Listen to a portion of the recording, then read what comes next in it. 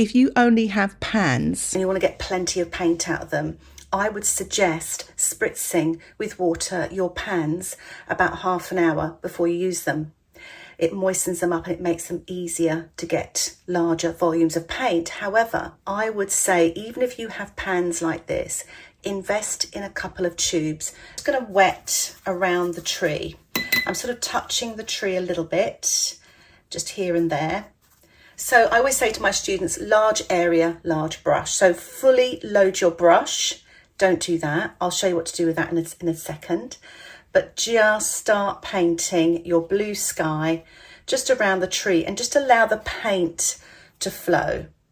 Let it do its own thing. Watercolour doesn't like to be messed with. So my advice is always less is more. So I'm just going to leave little gaps for clouds, and I'm going to show you how you can create clouds by lifting out as well. So I'm just going to pale that towards the horizon area. So I'm just going to show you how to deal with this. Just put some water on there, clean water, and just work your brush in there a little bit. I'm just scrubbing at that just to kind of remove the mark there. I find ultramarine does tend to stain, so you just want to work at that a little bit. Add a little bit more clean water there, work away, and then use your paper towel. Then just lift that off like that with a paper towel. Show you how to create clouds with a paper towel. So you just scrunch up the paper towel. I find a little trick here as well, good little tip, is to wet the paper towel, wring the water out, scrunch it up still, and lift out the clouds like that as well. So it kind of creates more of a natural looking clouds. I'm just going to wet this foreground area here. I'm using sap green here, and I'm going to mix up some lovely sort of orangey golden colours for the fallen leaves. So that's red and yellow, and I'm going to just use some of that colour and add a bit of alizarin crimson in there as well, maybe with a bit more yellow.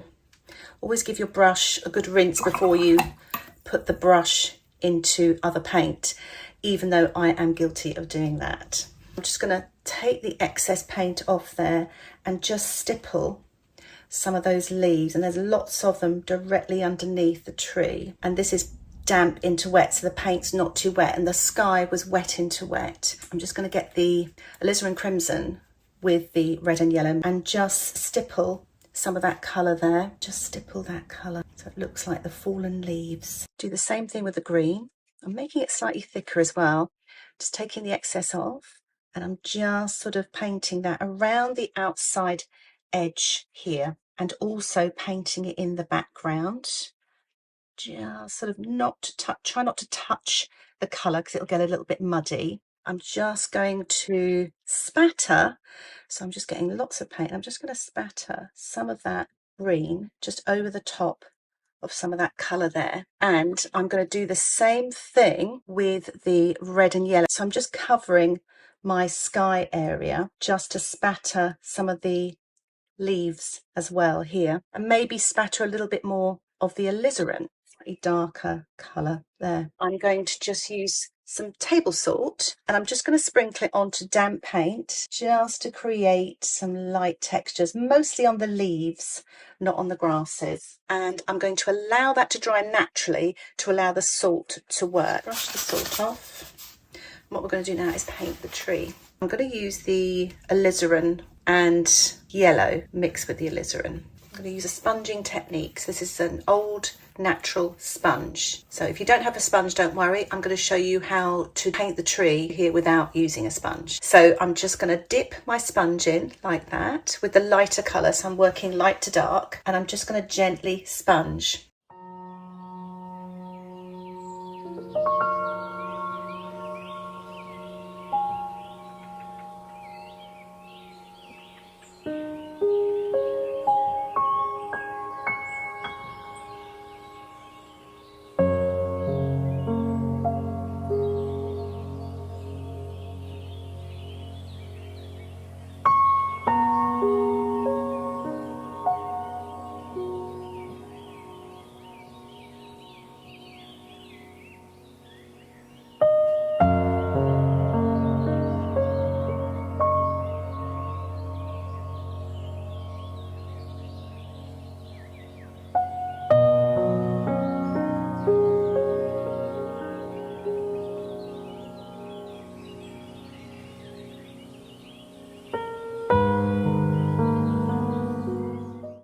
going to get some of the alizarin and mix it with a pinch of ultramarine, and again just tap very gently.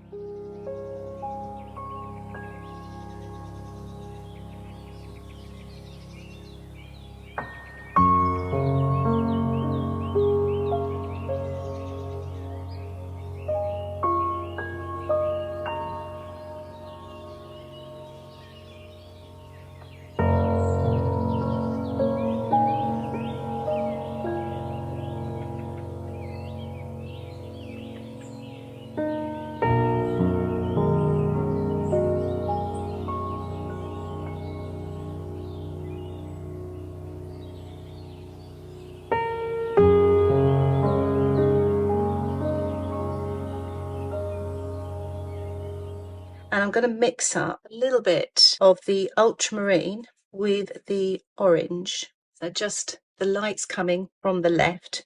So I'm going to put the shadow wet on dry here on the right hand side. Rinse my brush, take the excess water off my brush, work from the left side. You can just start working your way up through the tree, sort of cutting into the foliage so it looks like it's in the middle there, and try to follow the line of that tree trunk there and just cut in like that. It just looks more sort of 3D, a little bit more dark actually, just because it's inside the tree there, so it's just a little bit darker. Just get a little bit of paint the other side so we get that tree looking like it's growing out of the ground. You can just sort of paint a few branches with your brush. Sometimes I like to turn my painting sideways and just sort of paint a few little branches in there. Some over here as well, and upside down as well to make it easier, and just paint a few little twigs and branches through the tree, just here and there. I'm just going to use the ultramarine mixed with the alizarin to paint a shadow just on the right hand side, just of the tree trunk there.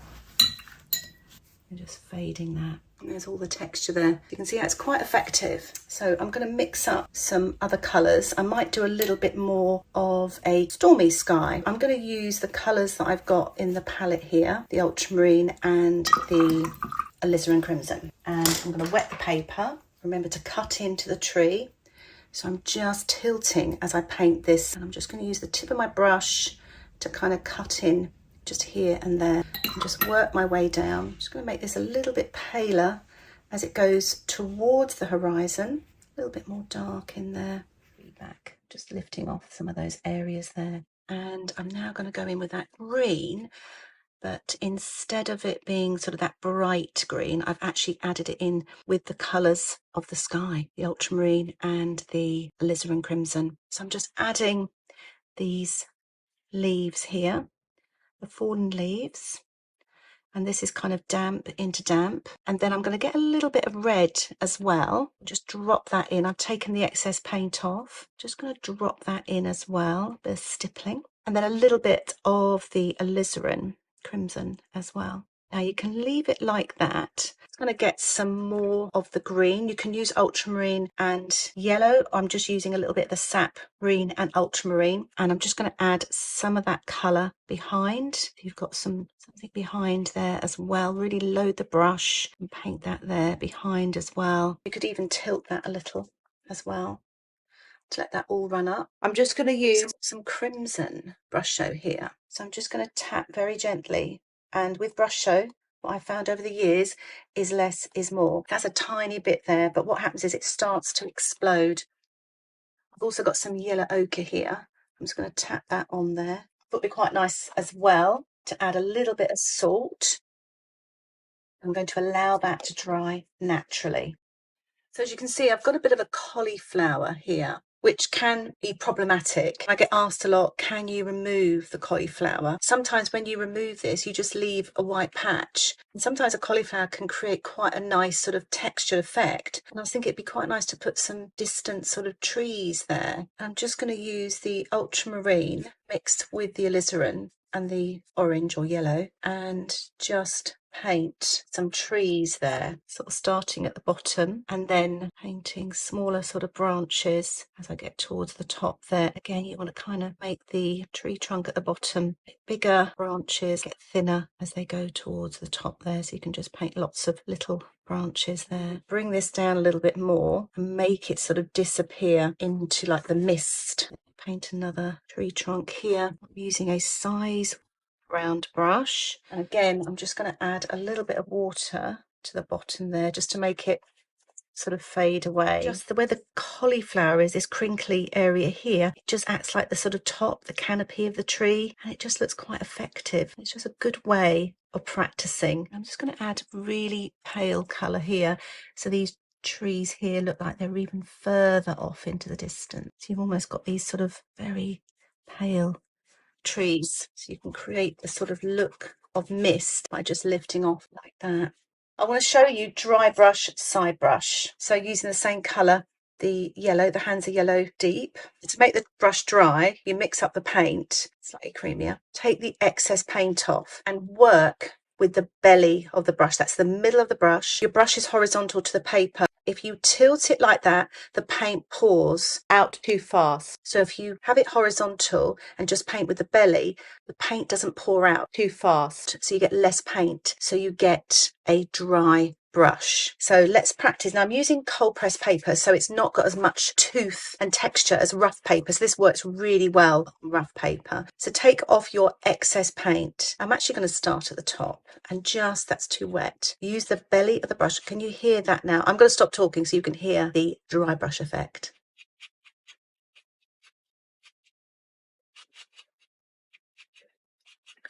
So you're basically scrubbing the brush. It creates that texture that you can see there, which is very effective. But it's picking up the tooth of the paper. So I'm going in with the Alizarin Crimson now, again taking the excess paint off and just kind of using the belly of my brush, the tooth of the paper, to paint this sort of texture here. A little bit more paint. Sort of trying to do this while the underpainting is damp and just applying this paint like that to get that lovely dry brush effect. What I'm going to do now is mix up the alizarin with a pinch of the ultramarine again to make that darker pink colour. Again, take the excess off. I'm just going to add a little bit of that dark dry brush effect just here and there.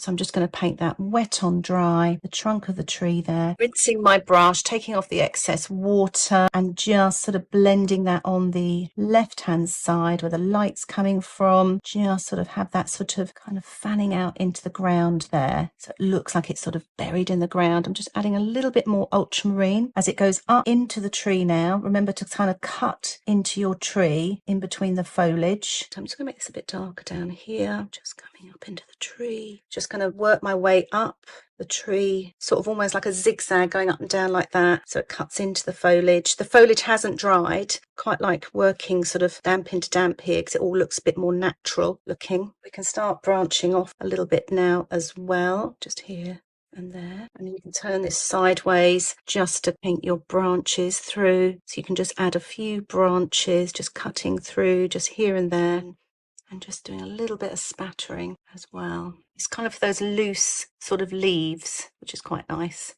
That texture. Could do a little bit of spatter here as well. Yeah, so I'm just going to remove the washi tape. So I've decided to add a little bit more light foliage to the right hand tree. Just there, just to give a bit of sparkle.